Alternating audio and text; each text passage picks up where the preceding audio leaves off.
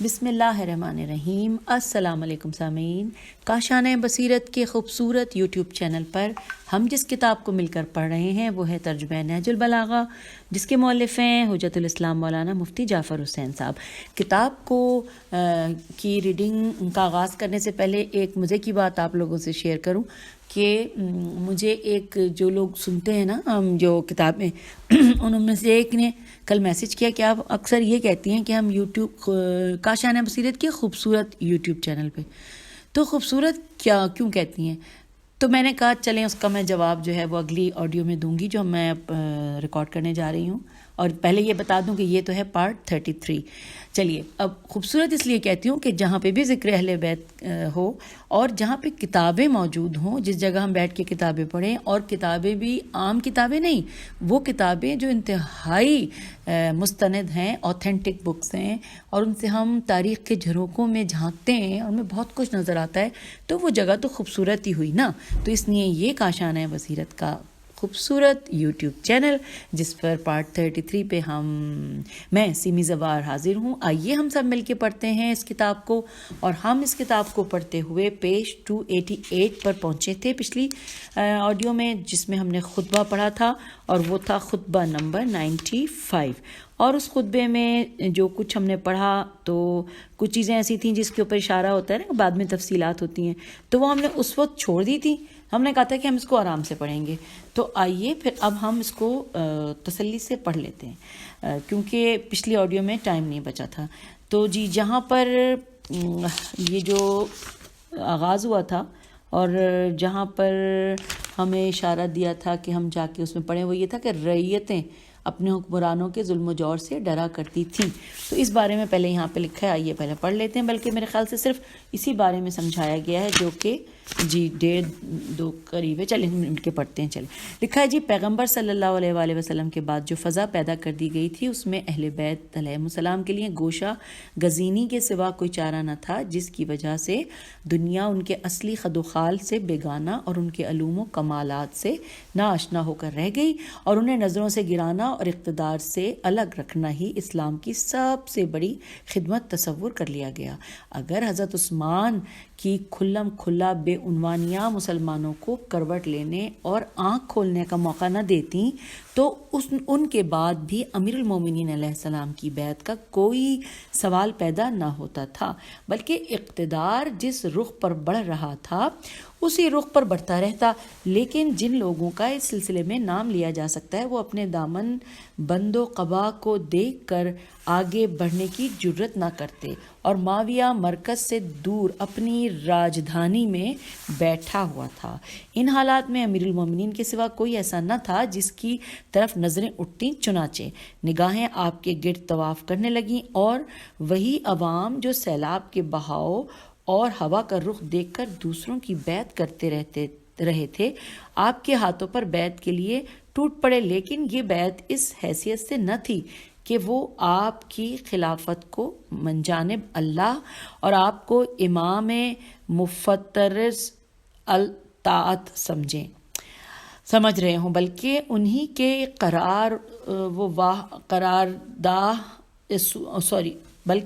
کے قراردادہ اصول کے ماتحت تھی، جسے جمہوری و شورائی قسم کے ناموں سے یاد کیا جاتا تھا۔ ہم پیج 289 پہ آ گئے ہیں۔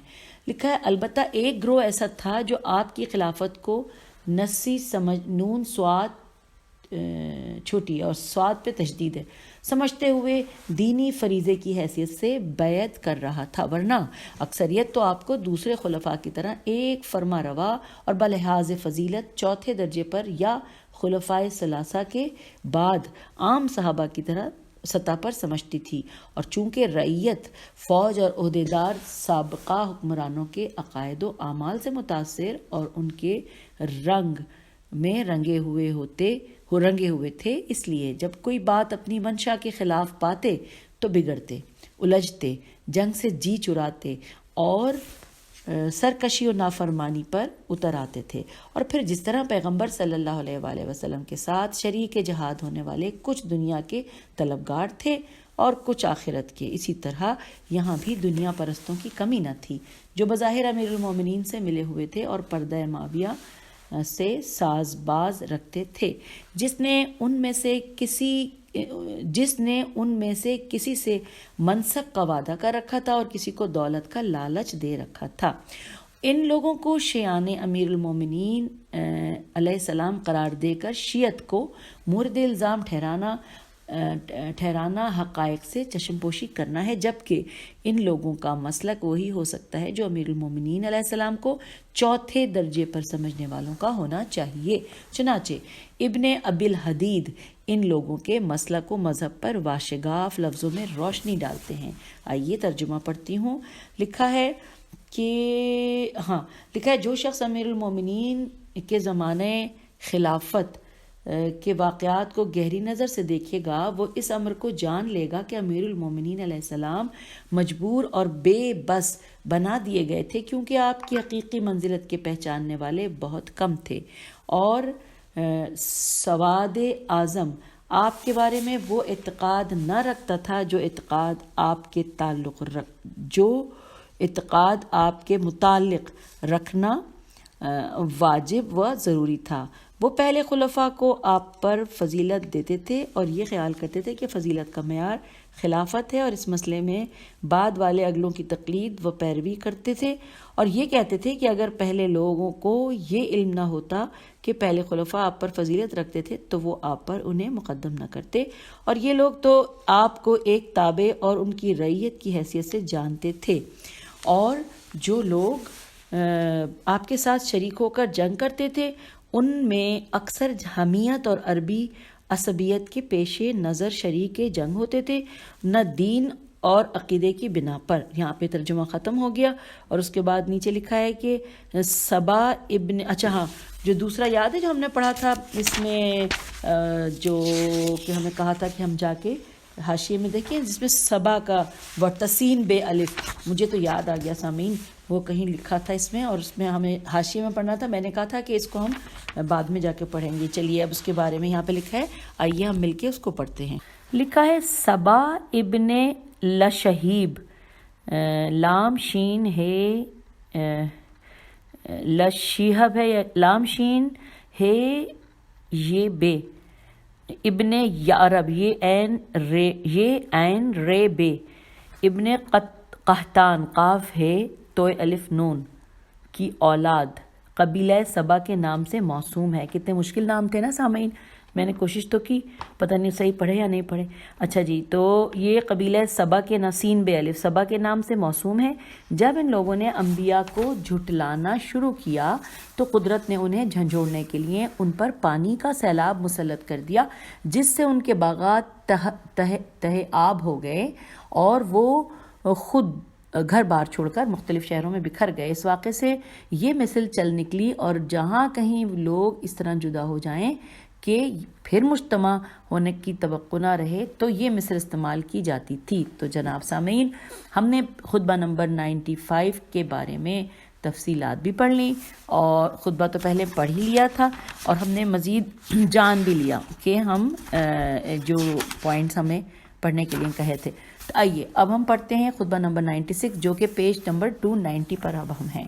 بسم اللہ الرحمن الرحیم۔ خدا کی قسم وہ ہمیشہ یوں ہی ظلم ڈھاتے رہیں گے، اور کوئی اللہ کی حرام کی ہوئی چیز ایسی نہ ہوگی جسے وہ حلال نہ سمجھ لیں گے، اور ایک بھی عہد و پیمان ایسا نہ ہوگا جسے وہ توڑ نہ ڈالیں گے، یہاں تک کہ کوئی اینٹ پتھر کا گھر اور اون کا خیمہ ان کے ظلم کی زد سے محفوظ نہ رہے گا، اور ان کی بری طرز نگہداشت سے لوگوں کا اپنے گھروں میں رہنا مشکل ہو جائے گا، اور یہاں تک کہ دو قسم کے رونے والے کھڑے ہو جائیں گے، ایک دین کے لیے رونے والا اور ایک دنیا کے لیے، اور یہاں تک کہ تم میں سے کسی ایک کا ان میں سے کسی ایک سے داد خواہی کرنا ایسا ہی ہوگا جیسے غلام کا اپنے آقا سے کہ وہ سامنے اطاعت کرتا ہے اور پیٹھ پیچھے برائی کرتا ہے اور دل کی بھڑاس نکالتا ہے، اور یہاں تک نوبت پہنچ جائے گی کہ تم میں سے جو اللہ کا زیادہ اعتقاد رکھے گا اتنا ہی وہ زحمت و مشقت میں بڑھا چڑھا ہوگا۔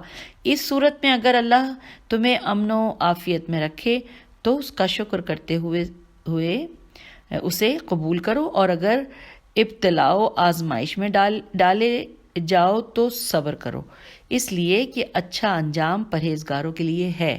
تو یہاں پہ خطبہ 96 ختم ہو گیا، اور اب ہم پیج 291 کی طرف آ گئے ہیں، جس میں خطبہ نمبر 97 ہم پڑھنے جا رہے ہیں، جو 2 صفحات پر ہے۔ آئیے پڑھتے ہیں۔ بسم اللہ الرحمن الرحیم۔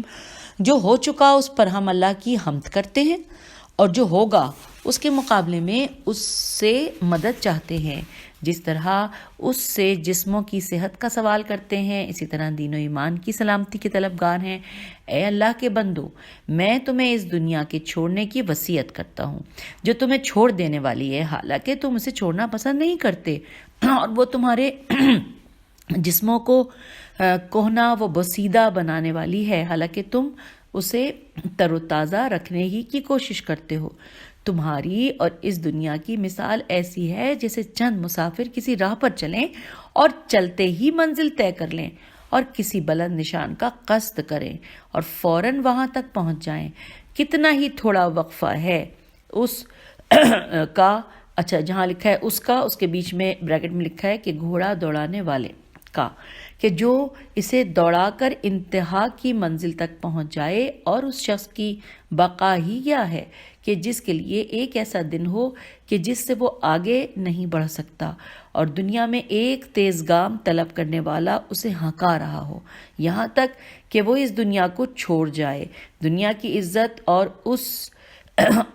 اس میں فخر و سربلندی کی خواہش نہ کرو، اور نہ اس کی آرائشوں اور نعمتوں پر خوش ہو، اور نہ اس کی سختیوں اور تنگیوں پر بے صبری سے چیخنے چلانے لگو، اس لیے کہ اس کی عزت و فخر دونوں مٹ جانے والے ہیں، اور اس کی آرائش اور نعمتیں زائل ہو جانے والی ہیں، اور اس کی سختیاں اور تنگیاں آخر ختم ہو جائیں گی۔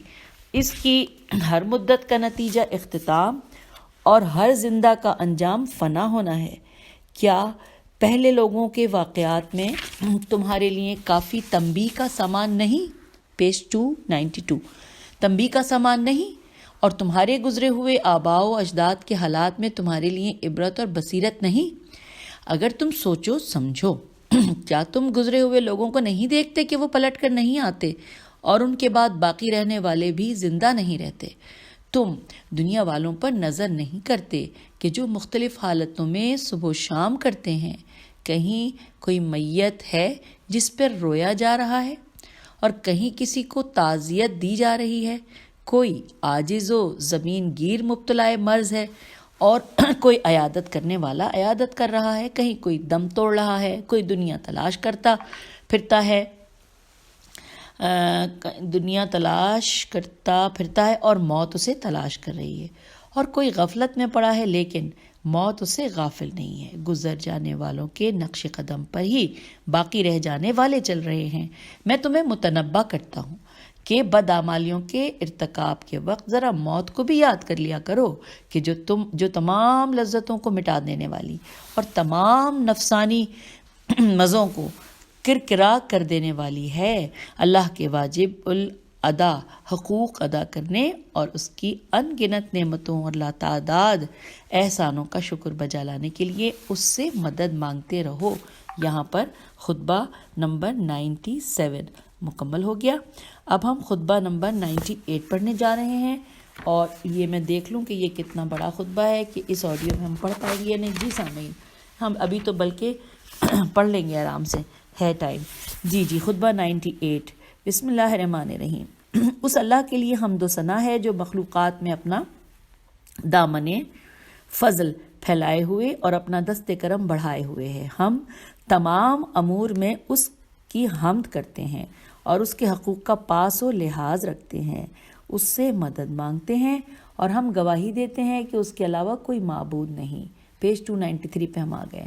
اس کے علاوہ کوئی معبود نہیں، اور محمد صلی اللہ علیہ وآلہ وسلم اس کے عبد اور رسول ہے، جنہیں اللہ نے اپنا امر واضح کر کے سنانے اور اپنا ذکر زبان پر لانے کے لیے بھیجا۔ آپ نے امانت داری کے ساتھ اسے پہنچایا اور راہ راست پر برقرار رہتے ہوئے دنیا سے رخصت ہوئے، اور ہم میں حق کا وہ پرچم چھوڑ گئے کہ جو اس سے آگے بڑھے گا وہ دین سے نکل جائے گا، اور جو پیچھے رہ جائے گا وہ مٹ جائے گا، اور جو اس سے چمٹا رہے گا وہ حق کے ساتھ رہے گا۔ اس پرچم کی طرف رہنمائی کرنے والا وہ ہے جو بات کہنے میں جلد بازی نہیں کرتا اور پوری طرح غور کرنے کے لیے اپنے اقدام میں تاخیر کرتا ہے، اور جب کسی امر کو لے کر کھڑا ہو جائے تو پھر تیز گام ہے۔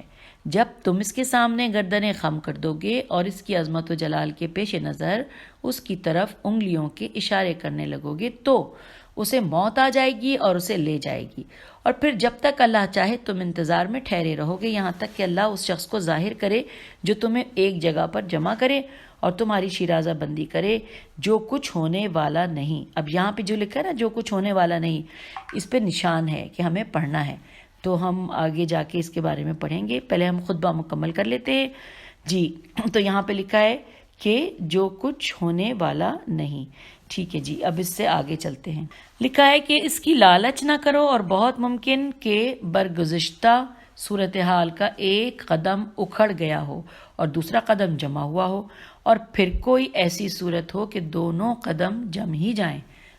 تمہیں معلوم ہونا چاہیے کہ آل محمد صلی اللہ علیہ وآلہ وسلم آسمان کے ستاروں کے مانند ہیں، جب ایک ڈوبتا ہے تو دوسرا ابھرتا ہے، گویا تم پر اللہ کی نعمتیں مکمل ہو گئی ہیں، اور جس کی تم آس لگائے بیٹھے تھے وہ اللہ نے تمہیں دکھا دیا ہے۔ پیج 294 پہ ہم آ گئے، اور وہ جو ہم نے ایک خطبہ تو مکمل ہو گیا سامعین، اور وہ جو ہمیں حاشیے میں پڑھنے کو کہا تھا وہ یہ ہے کہ مطلب یہ ہے کہ اگر سرے دست تمہارے توقعات پورے نہیں ہو رہے تو مایوس نہ ہو جاؤ، کیونکہ ممکن ہے کہ صورتحال میں تبدیلی ہو اور اسلام میں جو رکاوٹیں ہیں وہ دور ہو جائیں اور معاملات تمہارے حسب دل خواہ طے پائیں۔ تو یہ ہم نے پڑھ لیا، اس کے بارے میں تفصیل بھی ہے، اور اب ہم پیج 294 ہی پر ہیں، اور ہم الحمدللہ خطبہ نمبر 99 پڑھنے جا رہے ہیں۔ آئیے پڑھتے ہیں۔ بسم اللہ الرحمن الرحیم۔ وہ ہر اول سے پہلے اول ہے اور ہر آخر کے بعد آخر ہے۔ اس کی اولیت کے سبب سے واجب ہے کہ اس سے پہلے کوئی نہ ہو، اور اس کے آخر ہونے کی وجہ سے ضروری ہے کہ اس کے بعد کوئی نہ ہو۔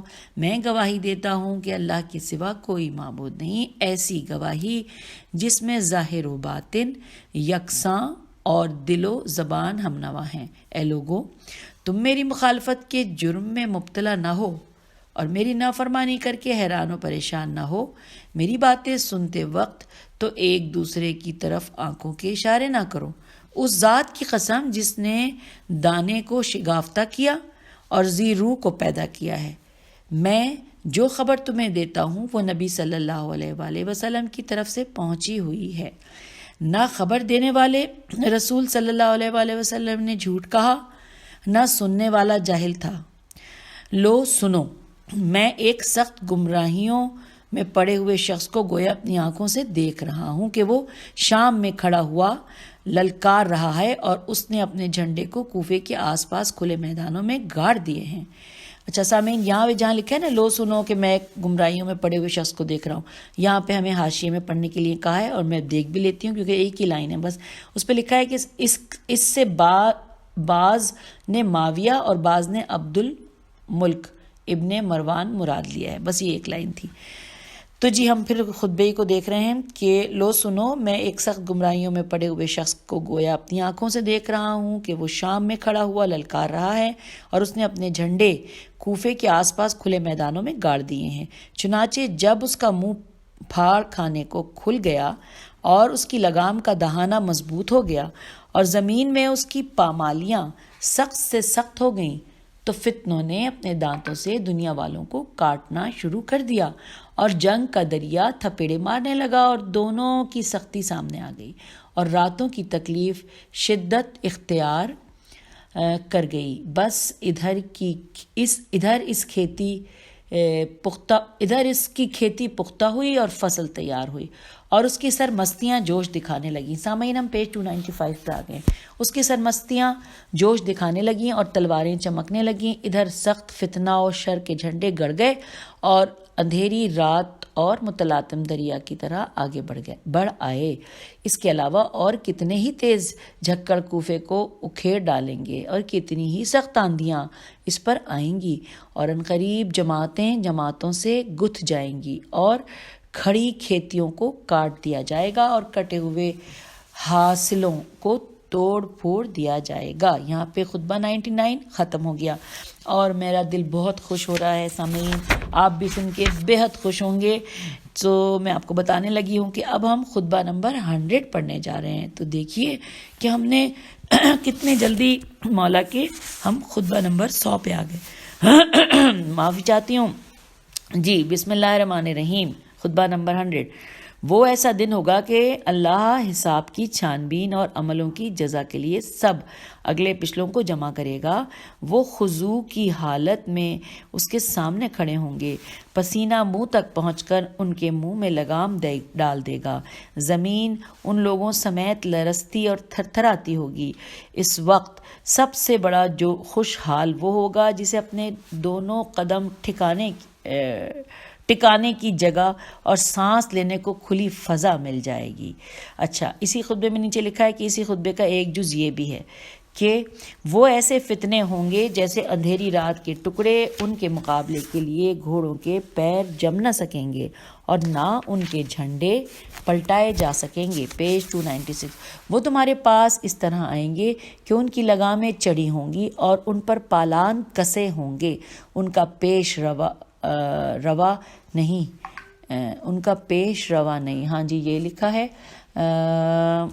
پیش روا نہیں، تیزی سے ہکائے گا اور سوار ہونے والا انہیں ہلکان کر دے گا۔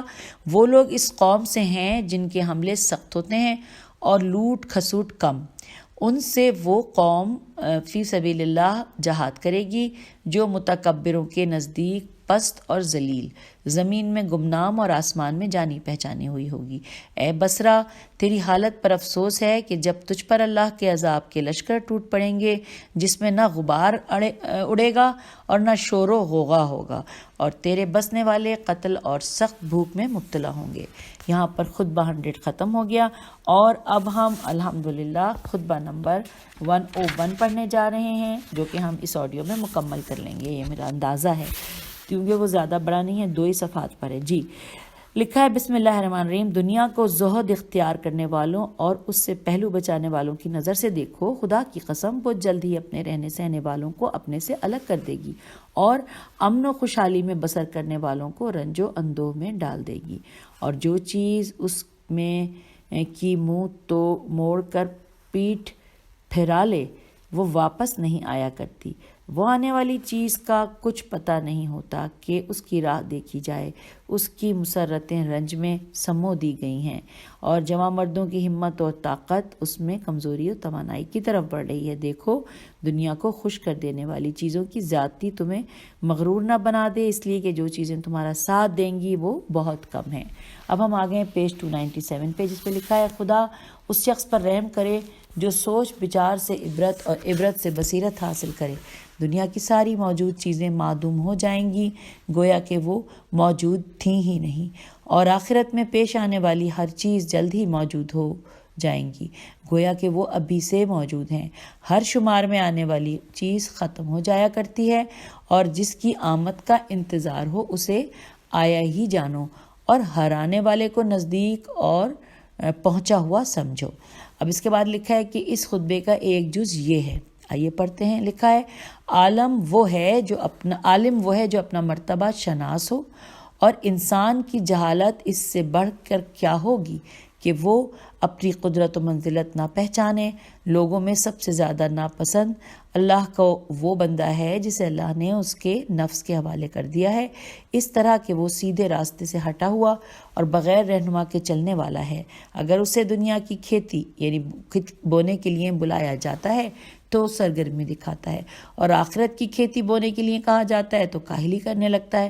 گویا جس چیز کے لیے اس نے سرگرمی دکھائی ہے وہ تو ضروری تھی، اور جس میں سستی اور کوتاہی لگی ہے وہ اس سے ساقط تھی۔ اب اس کے بعد لکھا ہے کہ اسی خطبے کا ایک جز یہ بھی ہے، آئیے پڑھتے ہیں۔ لکھا ہے وہ زمانہ ایسا ہوگا کہ جس میں وہ خوابیدہ مومن ہی بچ کر نکل سکیں گے، نکل سکے گا کہ جو سامنے آنے پر جانا پہچانا نہ جائے اور نگاہ سے اوجھل ہونے پر اسے ڈھونڈا نہ جائے۔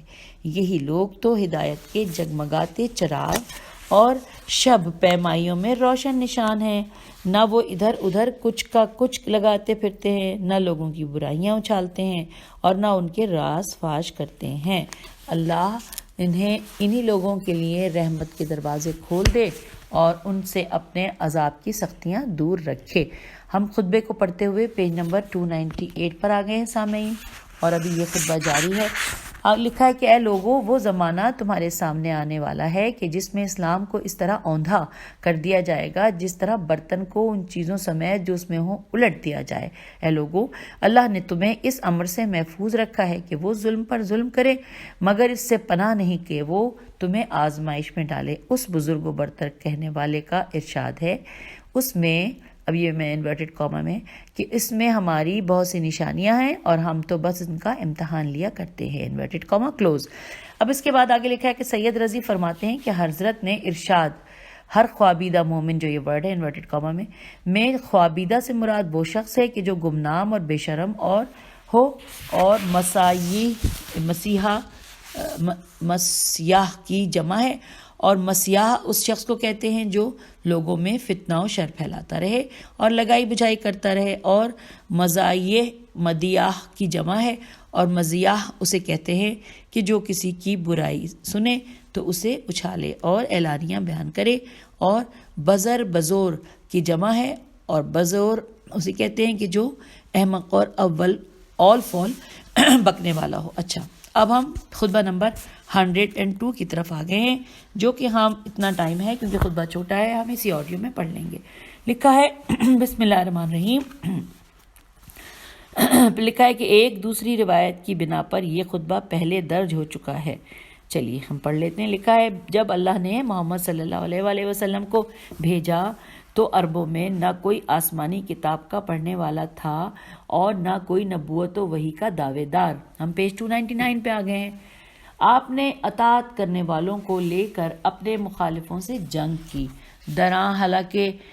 درآں حال یہ کہ آپ ان لوگوں کو نجات کی طرف لے جا رہے تھے اور قبل اس کے کہ موت ان لوگوں پر آ پڑے ان کی ہدایت کے لیے بڑھ رہے تھے۔ جب کوئی تھکا ماندہ رک جاتا تھا اور خستہ درماندہ ٹھہر جاتا تھا تو آپ اس کے سر پر کھڑے ہو جاتے تھے اور اسے اس کی منزل مقصود تک پہنچا دیتے تھے۔